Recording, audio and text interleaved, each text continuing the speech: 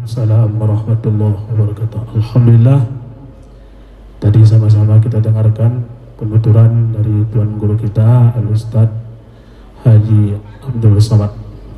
Tadi ada Ustadz mengatakan bahwasanya iman dan dagang tak dapat dipisahkan. Lalu bagaimana cara kita, Ustadz, meyakinkan umat bahwasanya sistem ekonomi Islam ini dapat membawa perubahan yang baik bagi bangsa Indonesia?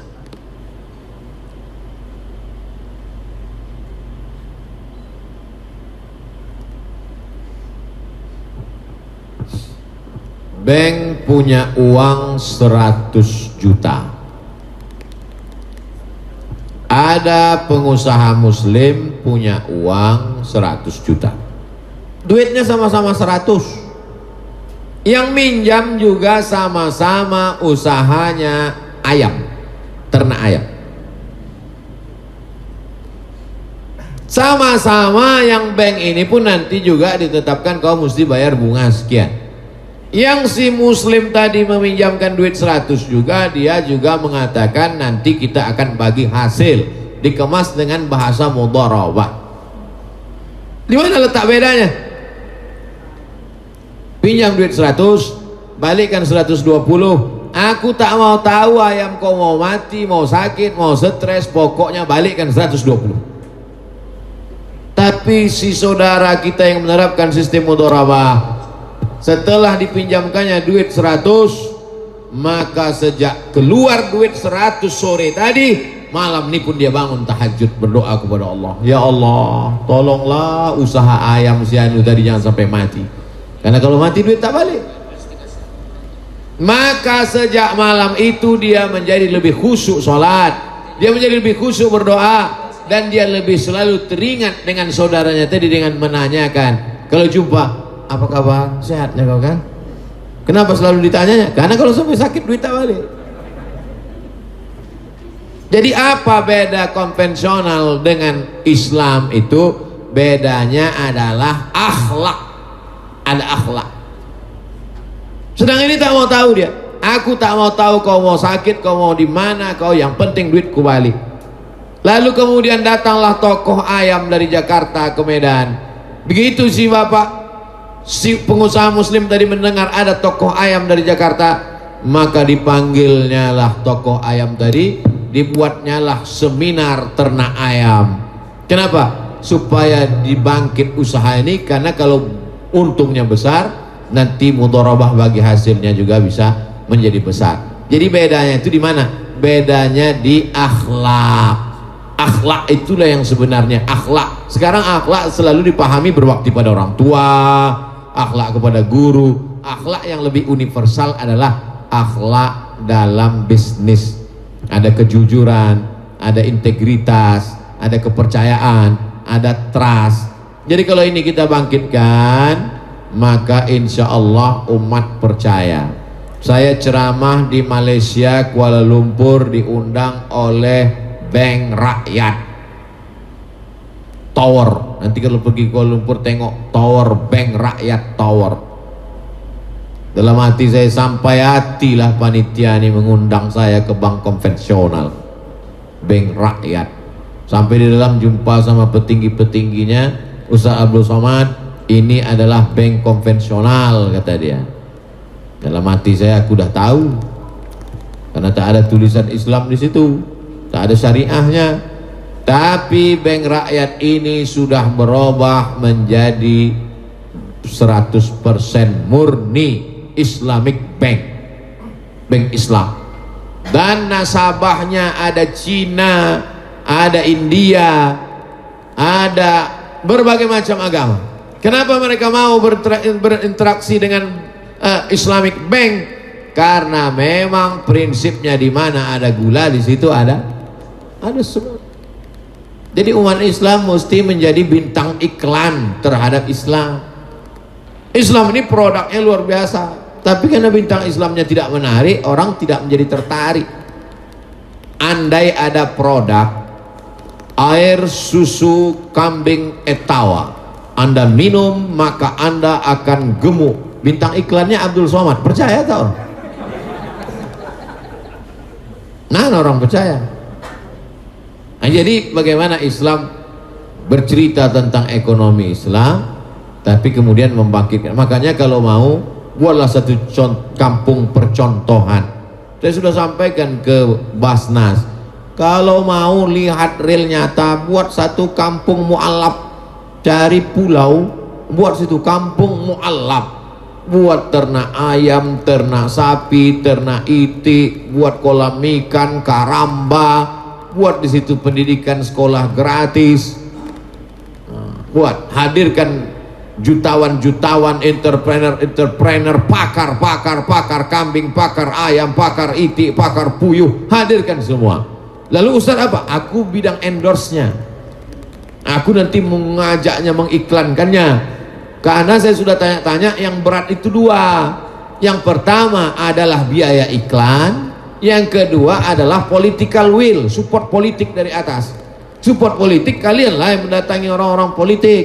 Saya jangan dekat ke orang politik. Yang kedua adalah endorse. Endorse itu maka isi Instagram saya itu isinya endorse saja. Coba tengok, bukalah Instagram. Yang belum, kalian follow lah. Ya, coba kita buka Instagram Abdul Somad. Abdul Somad Official Instagram. Abdul Somad Official Instagram. Apa isinya? Endorse aja isinya.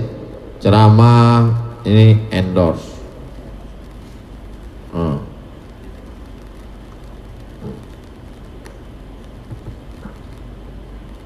Tak ada pula paket.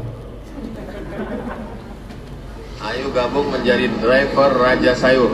Jangan lupa download aplikasi Raja Sayur. Buka handphone, Play Store, aplikasi Raja Sayur, download. Produk halal menjadi nomor 1 di aplikasi Raja Sayur demi meningkatkan ekonomi umat. Berkah selalu. Terima kasih. Assalamualaikum warahmatullahi wabarakatuh. Ustadz, kami punya program nih, aplikasi ini ekonomi keumatan. Banyak saudara-saudara kita. Saya tanya, setelah saya yakin, percaya, mari kita buat videonya. Nanti kalian share, nanti aku bantu share. Sampai sekarang tak ada orang ini cerita berapa saya dapat untuk royalti, tak ada. Karena memang udah janji saya itu, setiap yang sifatnya keumatan. Maka kalau datang jamaah bawa kerupuk, bawa keripik, senyum, dia udah tahu saya itu, minta endorse lah itu. Bawa gula merah, bawa kain batik, macam-macam. Wallahu a'lam. Alhamdulillah, luar biasa. Baik Bapak Ibu, kita masuk sesi tanya. Dalam hal ini kita ambil 6 orang, 3 dari kaum ibu, 3 dari kaum bapak. Kami mulai dari sebelah kanan saya. Silahkan tunjuk tangan, sebutkan namanya. Assalamualaikum warahmatullahi wabarakatuh. Waalaikumsalam warahmatullahi wabarakatuh. Pak Ustadz, Bu, tolong sebutkan namanya dulu. oh ya, saya Nani Saragi. Saya tinggal di Amsterdam. Saya lagi berlibur di sini untuk 3 minggu. Alhamdulillah terjadi lockdown di Amsterdam, di Belanda. Saya bisa memperpanjang liburan saya kurang lebih 10 hari. Saya lahir di Pematang Siantar, anak seorang tentara. Alhamdulillah seorang tentara 45 ya. Oke. Begini Pak Ustadz, saya bekerja hampir 21 tahun di suatu perusahaan sebagai seorang koordinator.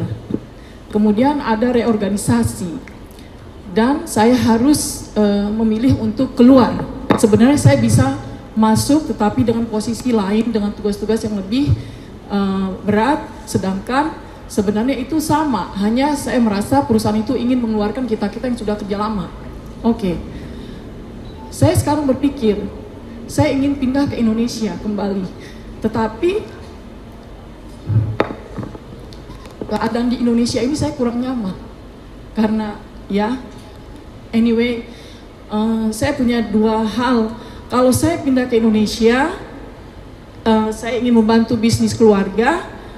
Insya Allah ilmu yang saya dapat selama saya di Eropa, di Belanda ya khususnya, saya bisa insya Allah sumbangkan kepada keluarga. dan kepada di sekeliling saya.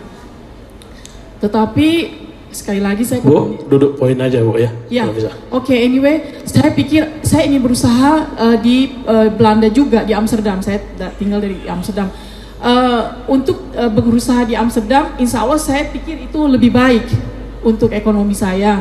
Tetapi untuk agama anak saya itu lebih baik tinggal di Indonesia. Anak saya 8 tahun. Nah, saya mohon nasihat Pak Ustadz, apakah lebih baik saya tinggal di sana atau saya harus kembali ke sini, di mana kalau di sana ekonomi saya lebih baik, insya Allah saya pikir ya, dan tetapi untuk pendidikan anak saya kurang, tetapi mungkin ya pendidikan anak saya itu lebih baik di sini menurut pemikiran saya. Begitu. Terima kasih, dan saya senang sekali alhamdulillah bisa berhadapan dengan Pak Ustadz, dan insya Allah ini adalah bukti kita nanti di surga, di akhirat. Amin ya rabbal alamin. Assalamualaikum warahmatullahi wabarakatuh. Waalaikumsalam. Ini Bu Nani Ustadz dari Amsterdam. Kalau di Medan, amplas merendal masuk dalam. Ini rupanya betul-betul orang Belanda Ustadz. Silakan Ustadz. Saudara-saudara saya yang bekerja di negara tidak Islam, dari mulai Amerika, Amsterdam sampai Hong Kong, Taiwan, maka hari ini tidak lagi bisa kita bagi dunia ini menjadi dua seperti dulu. Ada namanya Darussalam, negeri Islam, ada Darul Harb, negeri perang. Madinah, negeri Islam, Makkah, negeri perang. Maka semua orang yang ada di Makkah mesti pindah ke Madinah bersama Nabi Muhammad SAW. Sekarang tidak lagi bisa begitu. Oleh sebab itu, saudara-saudara kami dari Maroko yang bekerja di Belanda, di Jerman, di Prancis, ulama Maroko justru mengirim, tempat saya sekolah itu namanya Darul Hadis. Di Darul Hadis itu alumni-alumninya yang orang Maroko dikirim menjadi ustadz di Portugis, Spanyol, dengan ke Belanda, karena banyak imigran yang datang dari Tunisia, Aljazair, Maroko. Artinya ulama membolehkan orang Maroko tinggal di Eropa. Makanya Eropa itu diprediksi oleh orang Yahudi, namanya Bernard Lewis. Bernard Lewis orang Yahudi mengatakan setelah dia teliti, Eropa itu nanti akan menjadi Islam. Kenapa analisanya begitu? Jerman diisi oleh imigran dari Turki, karena orang Turki paling banyak di Jerman. Inggris akan diisi imigran dari 3 negara, India, Pakistan, Bangladesh. Terbukti prediksi itu, wali kota Inggris Islam India. Lalu kemudian Prancis diisi oleh imigran dari 3 negara, Aljazair, Tunisia, Maroko, sampai hari ini. Jadi ini untuk menghilangkan kegelisahan saudara-saudari yang bekerja di Eropa, di Amerika. Boleh hukumnya bekerja di negeri tidak Islam dalam kurung syarat dan ketentuan berlaku. Tetap bisa menjalankan syariat Islam, tidak membuka aurat dan lain-lain sebagainya terkait dengan ajaran Islam. Tapi hukum bekerja. Apa dalilnya? Ali bin Abi Thalib mengambil upah menimba air di rumah orang Yahudi di Madinah. Dilaporkan ke Nabi, kata Nabi tak apa-apa, karena sekedar yang dipakai itu jasanya, jasa menimba air, tak ada terkait dengan akidah. Wala anabidu ma'abadtum wala antum ma'abiduna ma'abud lakum dinukum waliyadi. Jadi ibu bekerja, jaga syariat Islam, maka ibu mendapat gajinya halal. Adapun keraguan tentang pendidikan anak, juga zaman sekarang tidak ada halangan lagi, karena anak bisa dikirim sekolah tahfiz Quran. Di Kudus ada program taman SD hafal 30 juz. Taman SD umur 13. Atau masuk ke Ponorogo, di dekat Gontor ada pesantren Muqaddasah, SMP, SMA, tamat hafal Quran. Jadi tak ada halangan. Ibu bisa kunjungi dengan ekonomi baik, bisa setahun datang 2 kali. Maka sesungguhnya ibu berpisah dengan anak, sekolah dia di pondok pesantren, ibu tetap di Belanda, dua-duanya dapat, ekonomi dapat, dan yang paling penting adalah pendidikan anak. Saya dulu terlintas di pikiran saya, 2 orang anak emak saya, dua-duanya laki-laki. Sampailah hati emaknya mengirim saya ke Mesir, sampai 12 jam naik pesawat baru sampai. Sekarang saya baru paham, rupanya dialah yang sayang dengan anaknya. Adapun emak kawan saya yang tak dikasihnya dia pergi, bukan begitu cara sayang pada anak. Biarkan dia terbang sejauh mandang, maka sesungguhnya itu mendidik dia untuk menjadi anak-anak yang mandiri. Anak ibu kirimkan masuk dia tahfiz, SD tahfiz, SMP tahfiz, SMA tahfiz. Kuat akidahnya, paham dia keindonesiaan, ngerti dia sunnah Rasulullah. Nanti dia mau kuliah, silakan dia masuk ke Leiden University, silakan dia mau sekolah ke Leipzig Jerman, silakan dia mau ke McGill Kanada, karena akidahnya sudah kuat sesuai dengan kemauan dia. Saya selalu menyampaikan, ceramah saya tak keluar dari 3: islahul tarbiyah, perbaikan pendidikan; islahul iktisad, perbaikan ekonomi; islahul siasah, perbaikan politik. Maka perbaikan pendidikan, saya hanya katakan pendidikan agama mesti kuat dari TK Quran, SD Quran, SMP Quran, SMA Quran, basic. Setelah itu terserah mau jadi lawyer, mau jadi pengusaha, mau jadi hakim, mau jadi apapun, yang penting akidahnya sudah kuat. Insya Allah ibu dapat dua-duanya, ekonominya dapat, pendidikannya dapat. Wallahu a'lam bishawab. Ya, silahkan lagi Bapak Ibu. Ya, silahkan.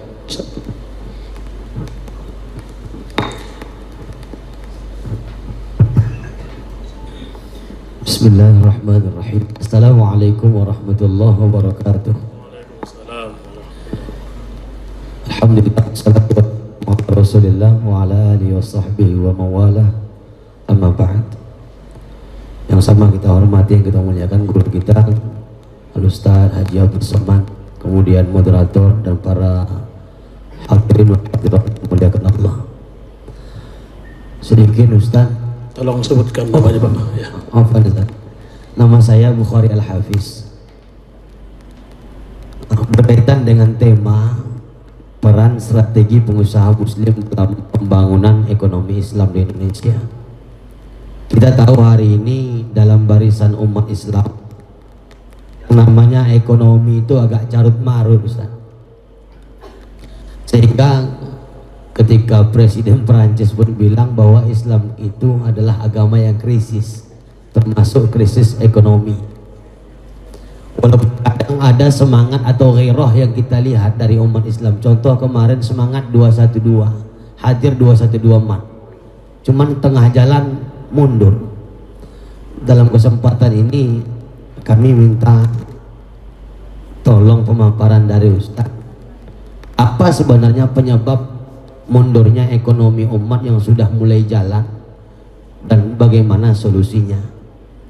Yang kedua Ustaz, apa strategi yang ampuh setelah menguatkan iman yang Ustaz sampaikan bagi muslim untuk meningkatkan ekonomi, yang tadi sudah disampaikan juga oleh abang saya, Bang Abi Effendi, anak Melayu Sergei, saya anak Melayu Asahan Ustaz, dari Tanjung Balai. Mudah-mudahan dari dua hal ini, kenapa saya minta strategi ampuh? Alhamdulillah kami juga punya usaha belacan di Tanjung Balai Ustaz. Nah, mudah-mudahan ibu-ibu, bapak sekaligus pemuat juga yang mau pesan belacan Tanjung Balai bilang aja kuat.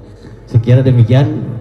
Nasrul minallahi wa fathun qarib wa basyiril mu'minin. Assalamualaikum warahmatullahi wabarakatuh. Kalau ada dua orang di tengah laut, kapalnya pecah, menabrak karang, dipukul ombak, ada yang pas gelombang, maka yang selamat itu adalah yang pandai berenang.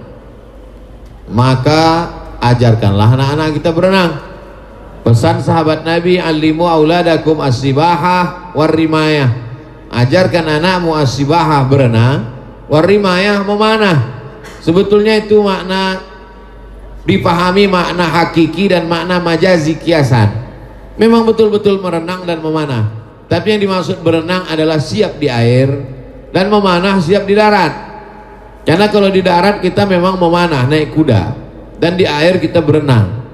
Artinya poin yang pertama, bahwa siap memanah, siap merenang itu kalau di bidang ekonomi, ya betul-betul paham ilmu ekonomi. Kalau dia manajemen, memang betul-betul paham tentang manajemen. Supaya apa? Ilmunya ada. Makanya dalam Islam itu diajarkan yarfa'illahu alladzina amanu minkum walladzina utul ilma, ilmunya. Dan semua itu ada ilmunya. Tidak bisa dipelajari, tidak bisa tanpa dipelajari. Semua ada ilmunya. Ada ilmu agama, ada ilmu politik, ada ilmu ekonomi, ada ilmu budaya, ada ilmu sosial. Nah, maka tidak hanya sekedar semangat yang berapi-api tanpa didasari oleh ilmu. Ilmu tidak dibatasi oleh ruang kelas. Kalau kata orang Minangkabau, alam takambang menjadi guru, alam terkembang ini menjadi guru. Maka semangat luar biasa tanpa dibarengi pengetahuan yang sejalan berbanding lurus dengan itu, maka semangat itu turun, ilmunya hilang. Maka ilmunya, nah, saya tidak kaitkan hanya dalam kasus 212, termasuk apapun nanti ke depan, maka ilmu. Yang kedua, memang hari ini kalau tampil terlalu awal, nanti dia menjadi prematur, cepat dipukul. Nah, jadi banyak juga usahawan-usahawan, bisnismen, kawan-kawan, sahabat-sahabat, Ustadz Somad, sekarang kita sudah punya odol, sekarang kita punya sabun, sekarang kita punya sampo. Gimana nih, saya endorse? Jangan dulu Ustadz, ini kita buat, kita gerilya dulu, karena ini kalau langsung besar langsung dipukul dari atas. Nah, ada banyak. Jadi kita lewat pengajian-pengajian dulu, lewat komunitas kita dulu, kita besar karena takut dipukul di atas. Nah ini, jadi berstrategi itu penting sekarang, karena kalau tidak nanti menjadi prematur, menjadi hancur, layu sebelum berkembang. Nah jadi pertama ilmunya, yang kedua berstrategi, bukan berarti tak ada. Lalu kemudian yang ketiga adalah kajian-kajian ini, cobalah kajian-kajian yang bermanfaat untuk keumatan. Jangan lagi dikaji yang mubazir, yang khilafiyah, yang justru. Nah, jadi kajian-kajian, maka saya senang sekali kajian fokus, kajian ekonomi, kajian politik Islam, kajian supaya apa? Supaya setelah itu ada follow up-nya. Setelah ngaji itu apa yang mesti kita buat? Setelah pengajian itu kita bisa buat apa? Karena kalau tidak dia akan berputar-putar di situ saja, mubazir. Mudah-mudahan ke depan insya Allah lebih baik. Tapi jangan katakan tak ada sama sekali. Insya Allah gerakan ini ada, tumbuh, dan Allah meridhoinya insya Allah. Amin. Wallahu a'lam. Baik Bapak Ibu, ada lagi yang mau bertanya? Ya, silakan Pak. Iya silakan Pak, berdiri Pak.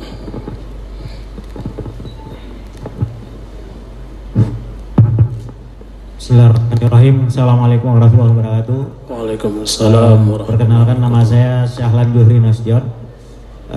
Saya selaku wira swasta, kemudian juga arsitek. Alhamdulillah malam ini dapat bertemu dengan tuan guru kami yang sangat kami muliakan, Profesor Dr. Abdul Somad LCMA. Suatu keberkahan kami dapat bertemu di acara pada malam hari ini. Ustadz,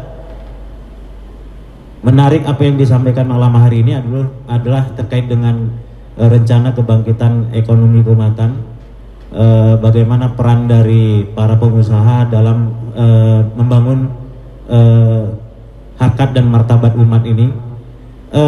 Cuma mungkin di sini saya menyampaikan sesuatu hal yang mungkin perlu kita pikirkan bersama. Dalam rencana kebangkitan umat ini, kira-kira apa solusinya kita ini agar dapat saling bersatu dan bersinergi, karena untuk rencana kebangkitan umat ini sebenarnya kita yang perlu sekali dibutuhkan bagi kebangkitan ekonomi Islam ini adalah semacam satu master plan kebangkitan ekonomi umat. Ini bagaimana kira-kira solusinya? Karena tanpa strategi ini, tanpa master plan ini, kita akan saling bekerja atau berjuang itu bahkan tidak tertutup kemungkinan saling melemahkan mungkin. Nah ini perlu panduan dari tuan-tuan guru kami, mungkin juga para tokoh ini bagaimana menyatukan roadmap ataupun master plan kebangkitan ekonomi keumatan ini.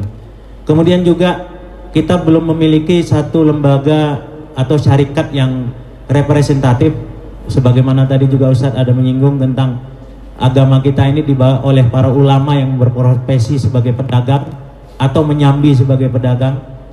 Saya kira Indonesia ini juga merdeka akibat dari berkumpulnya para saudagar-saudagar kita yang tergabung dalam syarikat Islam dulu di awal, sehingga kita melek politik dan kita memahami pentingnya untuk bersatu dari sisi ekonomi. Ini bagaimana kita strateginya untuk membangun kembali jaringan perserikatan kita, sehingga rencana master plan kebangkitan ekonomi keumatan itu tadi dapat bisa diwujudkan hingga ke akar rumput. Sekaligus juga kami Ustadz, kebetulan saya juga memang aktivis yang selalu lahir dan besar di remaja masjid ya, tapi bukan remaja masjid yang dalam lembaga formal. Kita memang remaja masjid kampung, dan saya sampai hari ini di usia 44 tahun ini selalu aktif membina remaja masjid, dan kami melihat potensinya remaja masjid ini bisa dijadikan sebagai motor penggerak kebangkitan keumatan, terkhusus dari sisi ekonomi. Jadi bagaimana kita bisa strateginya untuk merubah mindset dari anak-anak kita, remaja-remaja kita menjadi mental-mental wirausaha. Ini saya lihat potensinya sangat besar, dan kami sudah mencoba untuk memulainya dengan gerakan yang namanya Salingkars ya, satuan lingkungan yang bersimpul kepada remaja masjid. Mudah-mudahan jika ada resep atau tuntunan dari Ustaz, mungkin bisa kita adopsi nanti ke depan. Mungkin itu saya. Billahi taufiq wal hidayah. Assalamualaikum warahmatullahi wabarakatuh.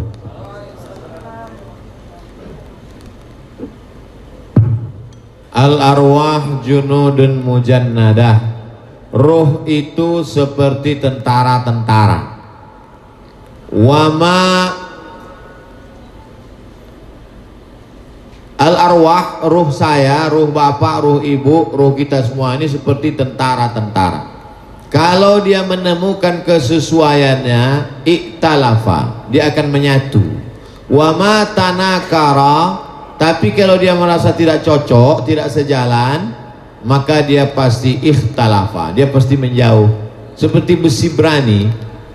Besi berani kalau tepat dia connect, dia menyatu. Tapi kalau dia tidak, dia akan menjauh.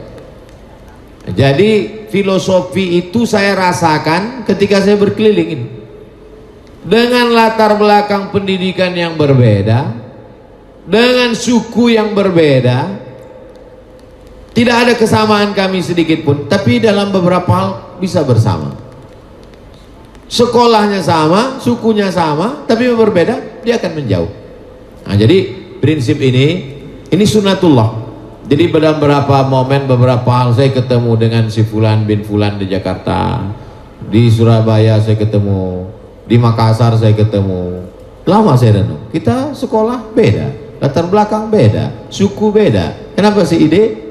Nabi sudah katakan, ruh kita ini seperti tentara-tentara, kalau sesuai dia akan sejalan, dan kalau tidak sesuai dia akan bersimpang jalan.